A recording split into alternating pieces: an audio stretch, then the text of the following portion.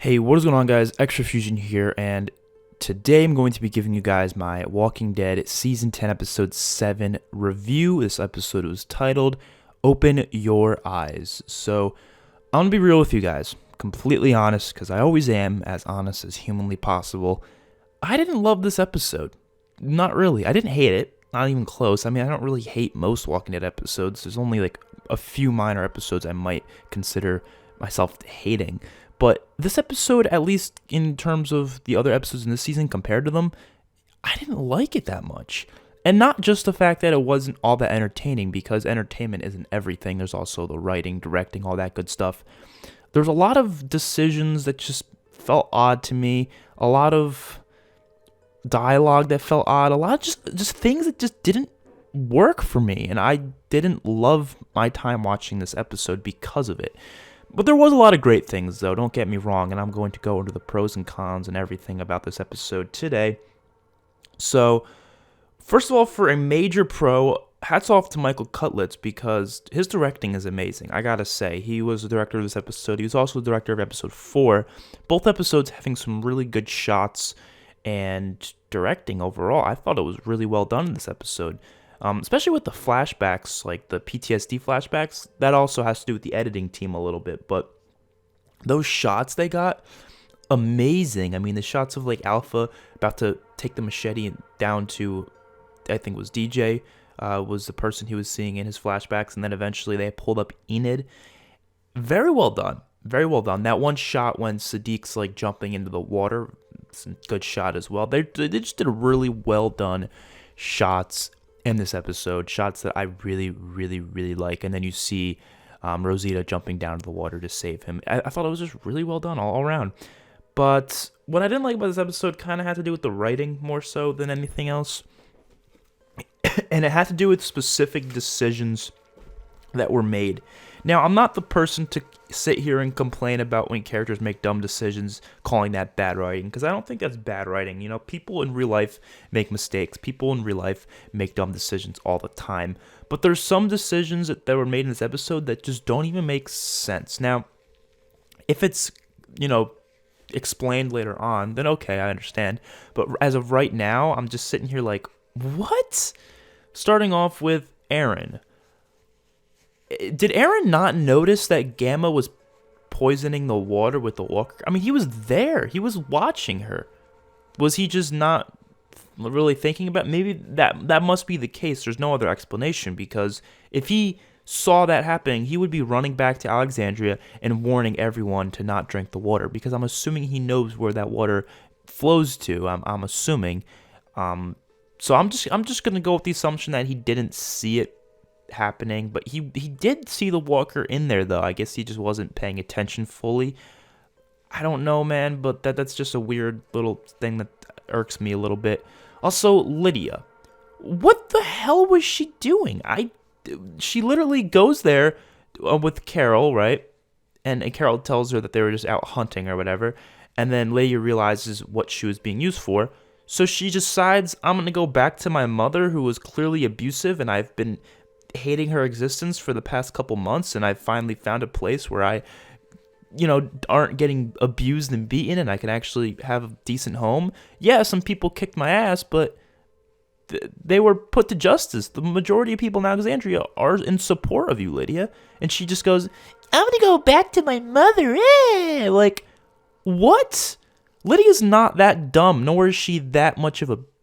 She's not a brat. She's proven herself to be pretty damn resourceful and kind of intelligent in many different ways. Not in terms of reading, obviously. She doesn't know how to read, but you get what I mean. She kind of understands how the world works a little bit more than you'd think from a kid. But what is she? I don't understand that. I mean, I don't know. It was a weird decision to me. Like I said, I'm sure she'll turn herself around. She's going to go back to the Whispers, and then something bad's going to happen, and she can be like, shit, I got to go back to my people. Obviously, we all know that's going to happen, but it just felt like a weird decision to me. I didn't really understand why they bothered to do that. It just didn't work for me. And Carol's doing that made sense, though. People were saying that it was a dumb decision of Carol to bring her out there, but to be completely honest, I would have expected that from Carol. Like, I would have, especially where she's at in this part in the story. I don't think she really cares all that much. She just wants to get these people killed. And if that means showing them Lydia so they turn on each other, then that's exactly what Carol's going to do. So that made sense to me. And then we have a writing decision. Not a character decision. This is a writing decision. Siddiq. His death. Or I'm putting it in air quotes because did he really die? I mean, there's a lot of things that I just felt weird about that. I mean, yeah, we saw his eyes like wide open, meaning, you know, he was probably killed from Dante choking him out. But we've seen The Walking Dead do this before. How much you want to bet the next episode's going to start and Siddiq's going to have his eyes wide open and then Dante's going to be like, think he's dead? And then he's just going to blink his eyes and he's going to come back and start smacking people and attacking Dante. How much you want to bet that could definitely happen? Because I've seen people do that before. They play dead when they're getting choked out. So they're like, okay, I'll make them think I'm dead so they'll stop choking me. So I'll just, keep my eyes wide open, don't blink.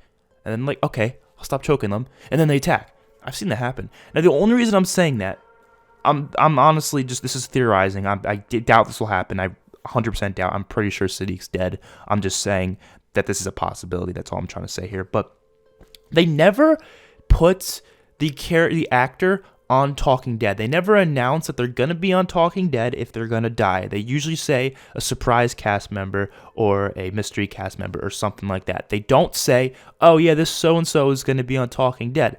Usually when you hear so-and-so is going to be on Talking Dead, that usually means they're safe because they're not going to announce that this character's on the Talking Dead if they're going to die in that episode. It usually just means, oh, this character's going to have a lot of screen time this episode, so there's going to be a lot to talk about with him, so that's why we're going to have him on Talking Dead. But they never want to announce that this person's on Talking Dead because they know that people will think, oh, they're probably going to die, so they like to say surprise cast member rather than saying, oh, this so-and-so is going to be on Talking Dead. But they said Siddiq, or the actor, I forget his name, is like Avi Nash or something like that. They said he's going to be on Talking Dead like last week. So when I heard that, I was like, oh, then he's not going to die in this episode because they already announced he's on Talking Dead. Why the hell would they do it? Unless this is the biggest bait and switch ever, and they're smarter than that. They realize, oh, people know now that we usually don't say their name when they're going to be on Talking Dead, so this will make them think he's not going to die by saying he's on Talking Dead, so they won't even assume he's going to die, but then he'll actually die. It could be a whole bait and switch situation, or like I said, he's not even dead. Now, chances are he probably is. Let's be real here. I'm just being honest. I think he's dead. I don't think they're going to pull a fast one on us like they did with Glenn. They're not going to do that again, and they could very well do it, but the reason why I don't like this death, there's a few reasons. So, first of all, Carl literally died for Siddiq, okay? That's why I've been saying a million times that Siddiq's never going to die. I've been saying that for a long time. I've been saying, Siddiq's going to survive till a while, for sure. There's no way they're going to just kill him off here anytime soon because Carl literally died for him, okay? That's a huge thing.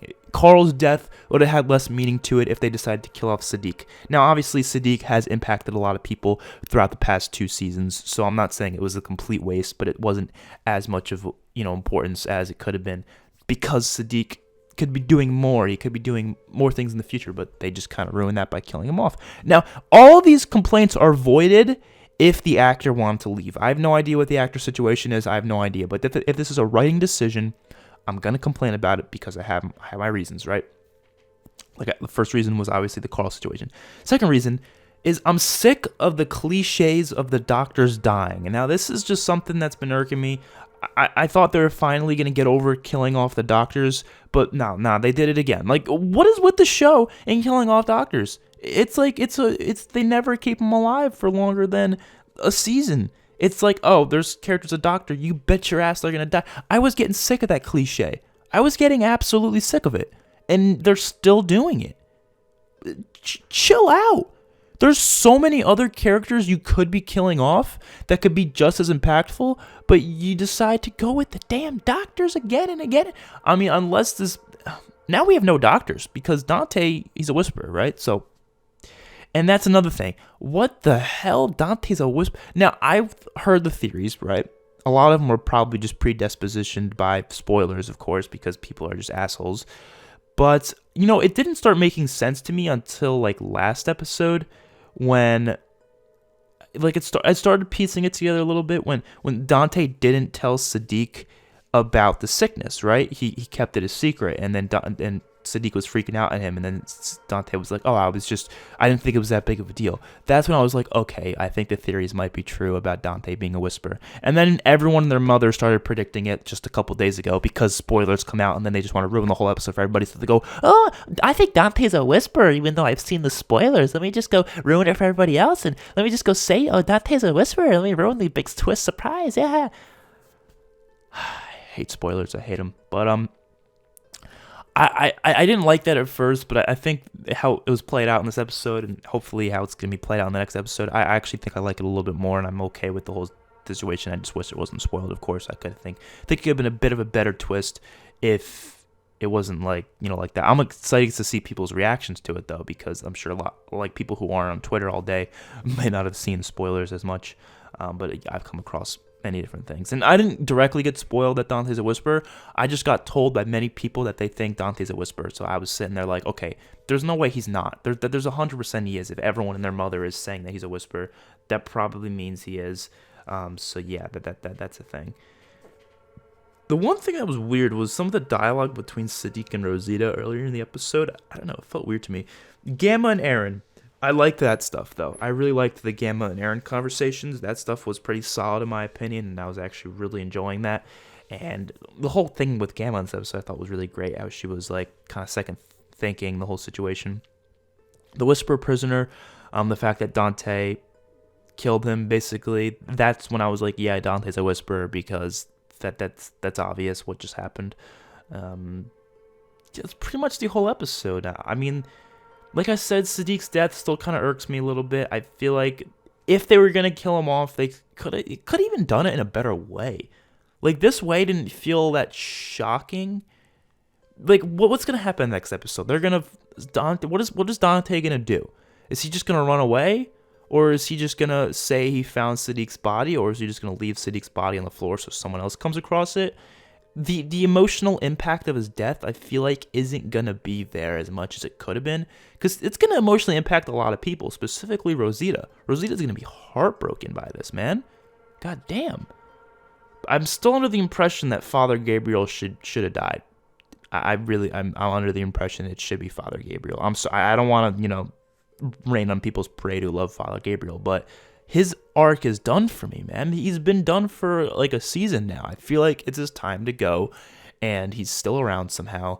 I don't know why, but that would have fit much better than Siddiq. I'm just saying. Not in this scenario. Obviously, Dante killing him made sense, but do we need that to happen? Couldn't Siddiq have found out another way, and then maybe he doesn't tell Dante right away? What was he thinking to grab the axe right there? Clearly, you could have just played it safe, been like, oh, yeah, I'll see you later, Dante.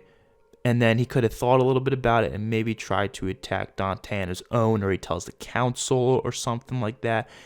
That would have been much smarter from Siddiq, but to be fair, he's dealing with his PTSD, I'm sure. His brain isn't working the same way as, it would have when he was okay. So that's a thing. But yeah, hopefully you guys enjoyed. Let me know what you think about this episode in the comment section below. Probably my least favorite episode of this season, unfortunately. But, it's okay. It's okay. You know what? Next episode's the finale. So at least it's something to look forward to, regardless of how I felt about this episode. So hopefully you guys enjoyed. I'll see you guys in the next one. Peace out.